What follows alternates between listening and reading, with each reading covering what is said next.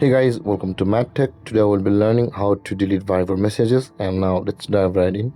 Now to delete Viber messages, guys, first open up your Viber app on your phone.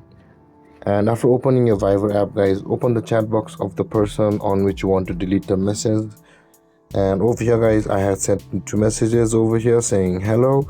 And now in order to delete that message, tap and hold on the message which you want to delete, and you can see the delete option available for us. Tap on delete, and here it says delete for everyone, delete for myself, and cancel.